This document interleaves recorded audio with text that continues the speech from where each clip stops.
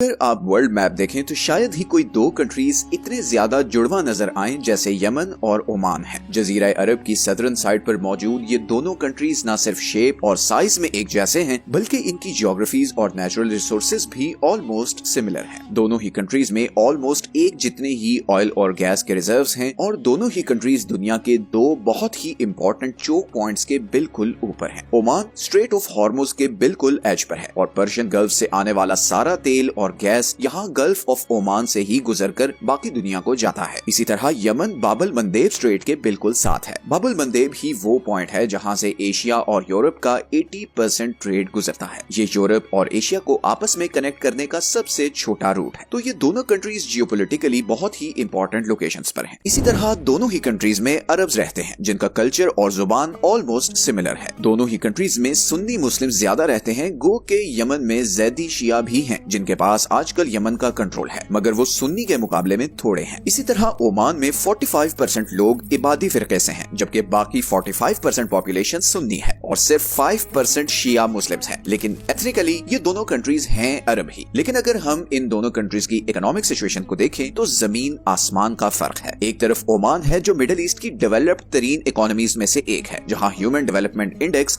0.82 है। याद रहे कि ह्यूमन डेवलपमेंट इंडेक्स 0 to 1 के स्केल पर मेजर होता है, 1 being the highest and 0 obviously being the lowest। और ये इंडेक्स किसी भी कंट्री के लोगों की खुशहाली बताता है। दूसरी तरफ यमन का ह्यूमन डेवलपमेंट इंडेक्स सिर्फ 0.42 है और इसका GDP per capita 9th lowest in the world है। यमन के ही दूसरे पड़ोसी सऊदी अरेबिया का ह्यूमन डेवलपमेंट इंडेक्स 0.87 है। तो एक ऐसा कंट्री जिसके पड़ोस में इतने अमीर मुल्क हों, वो इस हाल में क्यों है कि उसकी 82% आबादी शदीद गरीबी का शिकार है। उनके पास खाने पीने, एजुकेशन और बेसिक हेल्थ केयर फैसिलिटीज तक नहीं। और पिछले 60 सालों से उस मुल्क में ऐसी आग लगी हुई है जिसमें लाखों लोग जल चुके हैं। 2014 से तो यमन में ऐसी भयानक सिविल वॉर शुरू हुई है जिसमें 80,000 से ज्यादा लोग मारे जा चुके हैं और लाखों को यमन छोड़कर जाना पड़ा है। आज का यमन सिर्फ ज्योग्राफी की सेंस में एक कंट्री है। इन जियोग्राफिकल बाउंड्रीज के अंदर यमन बहुत से ग्रुप्स और फिरकों में डिवाइडेड है जिन्हें डिफरेंट कंट्रीज बैक कर रहे हैं। एक तरफ हौसी हैं जिनका यमन के बड़े बड़े शहरों पर कंट्रोल है और जिन्हें ईरान की फुल सपोर्ट है। इसी तरह यमन के सेंटर और सदर्न साइड पर ये व्हाइट एरियाज वो हैं जहां पर अलकायदा का कंट्रोल है। रेड हाईलाइटेड एरियाज वो हैं जहां पर दूसरे सुन्नी ग्रुप्स का कंट्रोल है जिन्हें सऊदी अरब और यूएई बैक करते हैं। और ये yellow highlighted area southern transitional council के कंट्रोल में है जो सदर्न यमन को बाकी यमन से अलहदा करना चाहते हैं। यमन इज डीपली डिवाइडेड, लेकिन यमन इस हालत तक पहुंचा कैसे? ओमान जैसी ज्योग्राफी और नेचुरल रिसोर्सेज होने के बावजूद वो उससे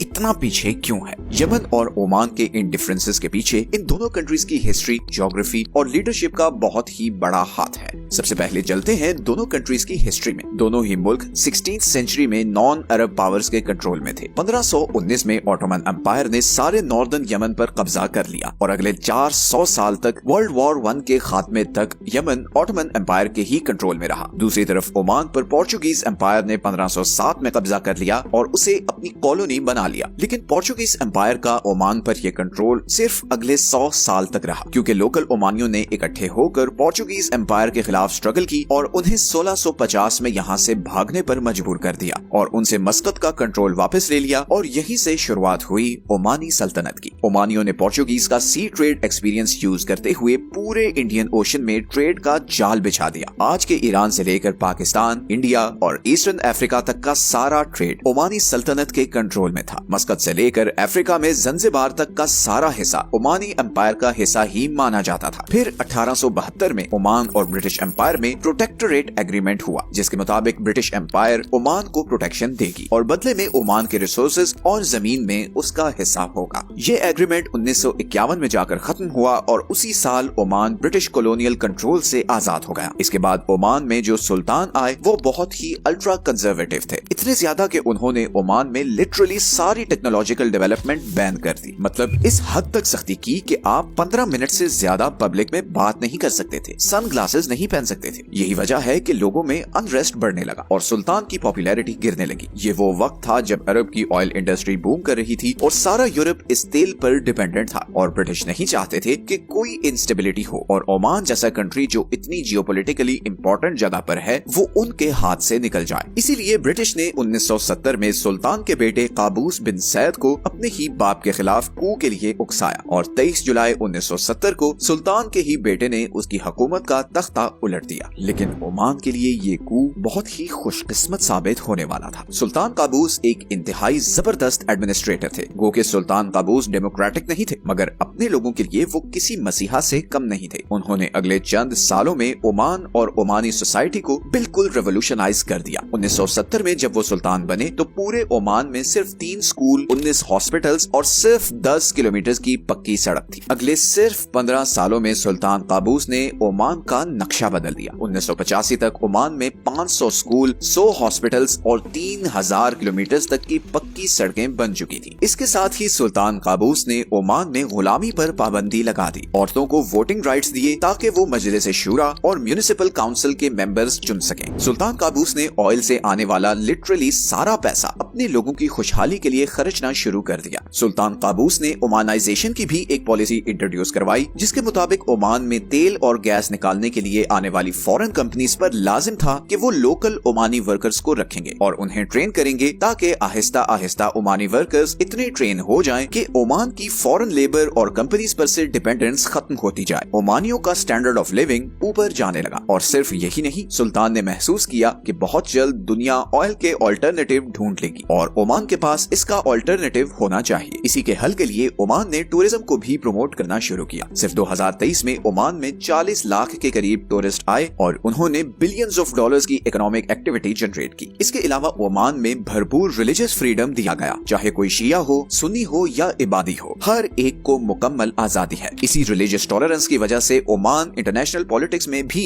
मीडिएटर का रोल प्ले करता है। सऊदी अरब और ईरान की पीस डील भी ओमान ने फैसिलिटेट की। इवन इसराइल और ईरान में भी पीस एग्रीमेंट्स करवाने की सुल्तान काबूस ने काफी कोशिश की। 2015 में ईरान और अमेरिका के बीच होने वाली न्यूक्लियर डील भी ओमान की वजह से ही हुई थी। ओमान अभी तक मिडिल ईस्ट में होने वाले सारे कॉन्फ्लिक्ट्स में बिल्कुल न्यूट्रल रहा है, चाहे वो ईरान इराक वॉर हो, हौसी और सऊदीज की लड़ाई हो या फिर कतर का बॉयकॉट हो। ओमान की इसी न्यूट्रलिटी ने उसे मिडिल ईस्ट का स्विट्जरलैंड बना दिया है। सारे मिडिल ईस्ट की पीस डील्स ओमान के थ्रू ही होती हैं। तो एक तरफ तो तरक्की और कामयाबी की दास्तान है, मगर ओमान के ही पड़ोस में यमन एक बिल्कुल ही दूसरी कहानी है। अभी तक हमने इस वीडियो में देखा कि यमन 16th सेंचुरी से वर्ल्ड वॉर 1 के एंड तक ऑटोमन एम्पायर के कंट्रोल में रहा था। लेकिन यहाँ पर बहुत जरूरी है जिक्र करना यमन के एक जियोग्राफिक फैक्ट का, जिसका हिस्टोरिकली बहुत बड़ा इम्पैक्ट रहा है, और वो फैक्ट है यमन की ये माउंटेन रेंज। ये वो सारा एरिया है जहाँ से यमन में ज़ैदी शिया मूवमेंट शुरू हुई। ये लोग इन पहाड़ों की वजह से बाहर की दुनिया से कट ऑफ थे और इसीलिए ये यमन के साहिली इलाकों में रहने वाले लोगों से कंपैरेटिवली बहुत ज्यादा कंजर्वेटिव थे।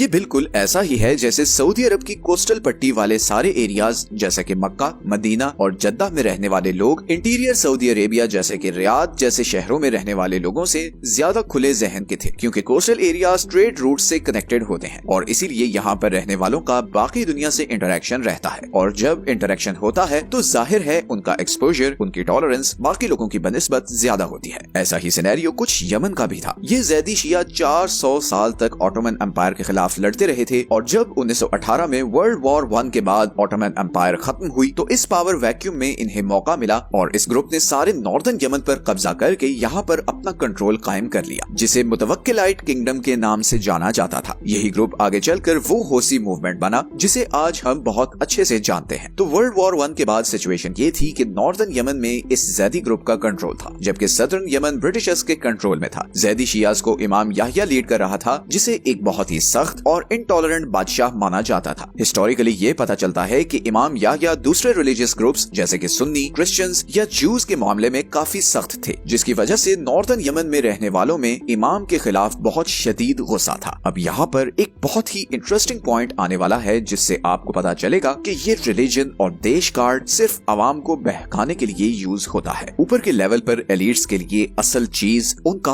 अपना मफाद होता है। असल में 1962 में नॉर्दर्न यमन में सुन्नी मिलिट्री कमांडर्स ने ज़ैदी हुकूमत के खिलाफ बगावत कर दी और एक मिलिट्री कू के जरिए इमाम को हटाकर अरब नेशनलिस्ट गवर्नमेंट बनाने की कोशिश की। लेकिन ये कोई आम कू नहीं था, ये एक बहुत बड़ी प्रॉक्सी वॉर थी जिसमें अरब नेशनलिस्ट पार्टी को इजिप्ट सपोर्ट कर रहा था, जबकि शिया ज़ैदी किंग को सऊदी अरब और दूसरे गल्फ कंट्रीज बैक कर रहे थे। इजिप्ट यमन में भी इजिप्शियन स्टाइल की नेशनलिस्ट गवर्नमेंट चाहता था, जबकि सऊदी अरब और बाकी गल्फ कंट्रीज डरे हुए थे कि अगर यमन में बादशाहत खत्म हुई तो कल को ये इनकलाब उनके मुल्कों में भी आ सकता है और इसीलिए सऊदी अरब और बाकी सारा अरब जैदी किंग को सपोर्ट कर रहा था। कितनी इंटरेस्टिंग बात है ये, राइट? सऊदी अरब जो कि शिया मूवमेंट का सबसे बड़ा मुखालिफ है, वो नॉर्दर्न यमन में शिया किंग को सपोर्ट कर रहा था। इन प्रॉक्सीज के नतीजे में नॉर्दर्न यमन में एक खूनी सिविल वॉर शुरू हुई जो अगले 8 साल तक जारी रही और इसमें 1 से 2 लाख के करीब लोग मारे गए। ये सिविल वॉर फाइनली 1970 में जाकर खत्म हुई जब इजिप्ट बैक्ड नेशनलिस्ट पार्टी जीती और जैदी ग्रुप को हुकूमत से उतार दिया गया। लेकिन जब नॉर्दर्न यमन में ये सिविल वॉर चल रही थी, वहीं सदर्न यमन में एक और रेवोल्यूशनरी ग्रुप उठकर यहाँ पर मौजूद ब्रिटिशर्स के खिलाफ लड़ रहा था और 1967 में उसने ब्रिटिशर्स को यहाँ से निकालकर सारे सदर्न यमन का कंट्रोल ले लिया। इस ग्रुप का नाम था नेशनल लिबरेशन फ्रंट। तो 1970 में